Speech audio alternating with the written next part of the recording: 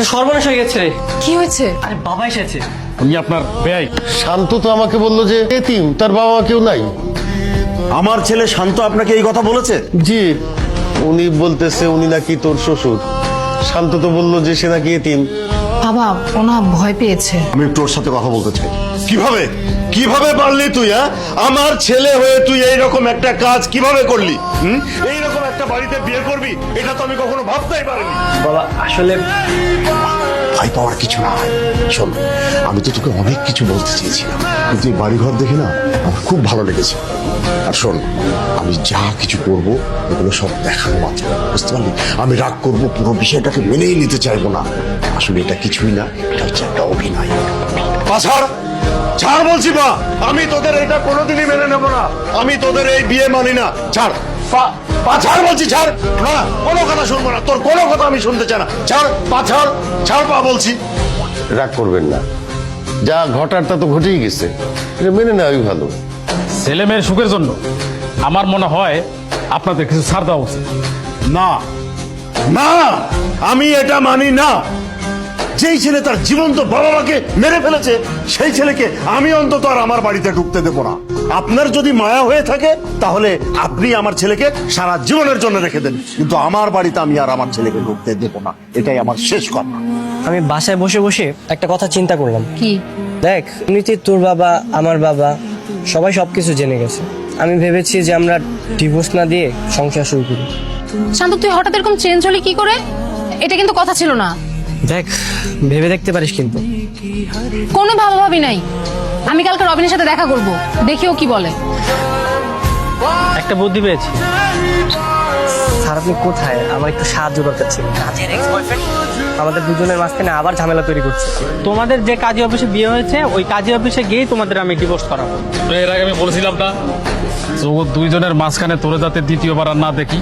Sir আমি ওকে আসতে বলেছি। নিজের স্বামী থাকতে পর পুরুষের সাথে আইসা লুকায় লুকায় দেখা করো, লজ্জা করে না তোমার?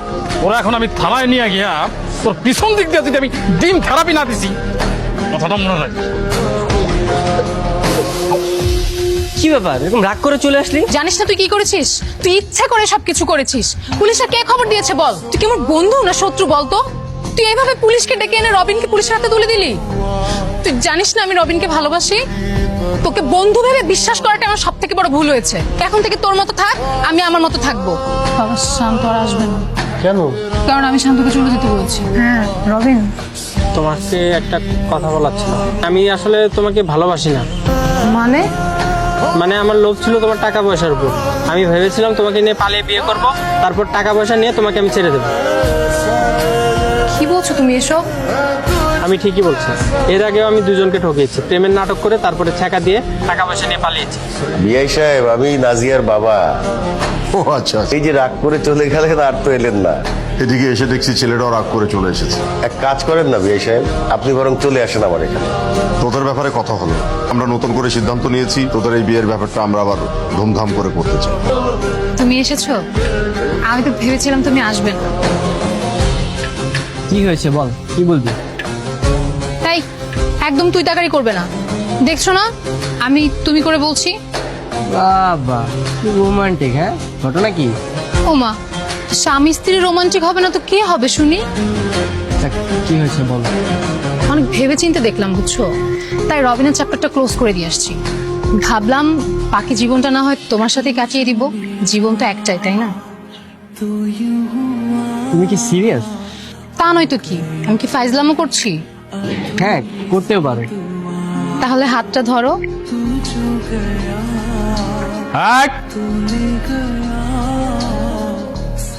আরে তোমরা এখানে এখানে কি করতেছো তোমরা? স্যার হানিমুন পিরিয়ড চলছে। Honeymoon period? হ্যাঁ, আচ্ছা তোমাদেরকে মানে এই টানা 1 বছর ধরে কি হানিমুন পিরিয়ড চলবে? হ্যাঁ না, চলো, ভালো ভালো, এটা ভালো। তাই আমি তোমাদেরকে একটা পরামর্শ দিতে চাই। এটা হচ্ছে তোমরা হোটেল নিরিবিলির নিচে না দাঁড়ায়া হানিমুনটা একটা নিরিবিলি কোনো জায়গায় গিয়ে পিরিয়ডটা করো, এটা ভালো না? জি স্যার। তাহলে আমি আসি।